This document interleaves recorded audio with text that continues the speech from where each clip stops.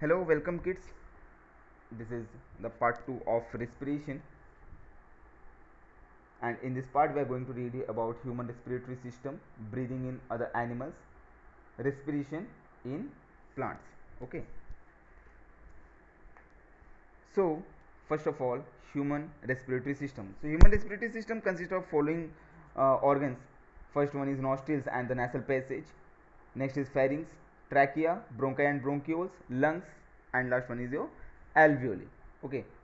As you can see here, different parts of the respiratory system.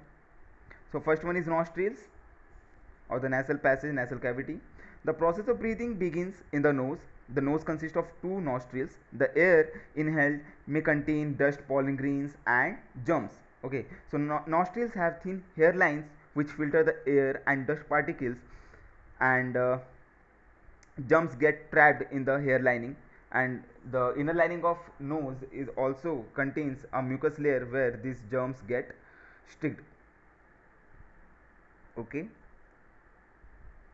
so that is why we should always breathe through our nose, not through our mouth. Next is pharynx. After passing through the nasal cavity, the air enters the pharynx, the region where the nasal cavity and mouth meet at a part of the throat. Pharynx is the common passage for air and food. Okay, from here two tubes open downwards, one for food, that is called esophagus, and another one is for air, that is called trachea, or we can also say it as windpipe.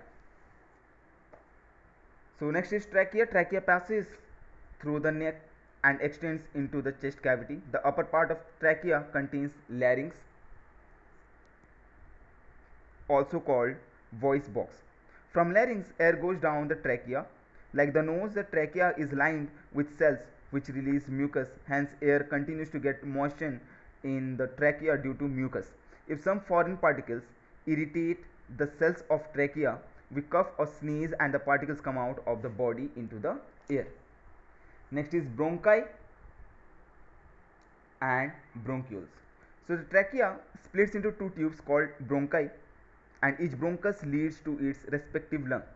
Bronchi are further divided into extremely narrow tubes called bronchioles, and each bronchiole ends in the tiny air sac called alveoli.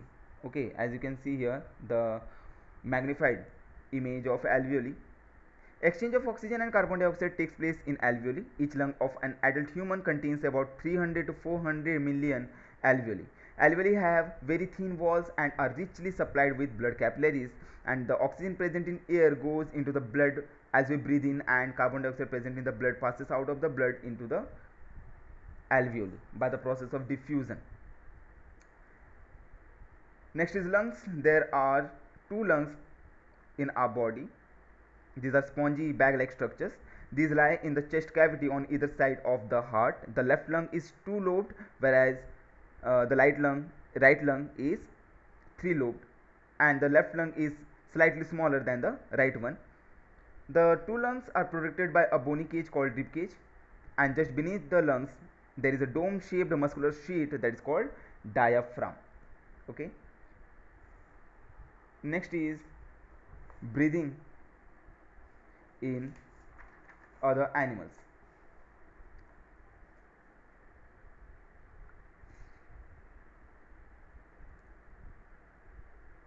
So first one is cockroach or insects. Insects like cockroaches, grasshoppers, and bees have special air holes on their body surface called spiracles, which are the part of their respiratory systems. The spiracles are connected to a network of air tubes inside the body of insects called trachea, which carry air from spiracles direct to the tissues. During breathing, oxygen rich air is drawn in through the spiracles and carried to every cell of the insect body through the trachea. In the same way, the carbon dioxide formed in the cells is carried by the trachea to the spiracles and expelled out. Next is breathing through moist skin. Animals such as earthworm use their moist outer skin as a respiratory organ. exchange of gases takes place through the surface of skin that is richly supplied with blood capillaries. Similarly, the carbon dioxide produced in the cells is transported to the skin from where it passes out of the body. Okay, as you can see, if there is a cut part and if you will magnify, here you can see some blood vessels are just beneath the skin, and here through the diffusion process oxygen goes into the body and carbon dioxide get released out of the body. Next is breathing underwater. Aquatic animals like fishes have special organs called gills. Each gill consists of gill arch which bears a double row of thin walled filaments called gill filaments, as you can see here. Okay, these are the gill filaments.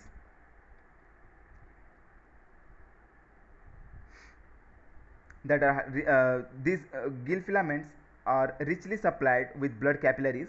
The blood in the blood capillaries absorb oxygen from water and give out carbon dioxide by the process of diffusion. However, aquatic animals like whales and dolphins come up to the surface at regular intervals for breathing air, as they possess or they have lungs in their body.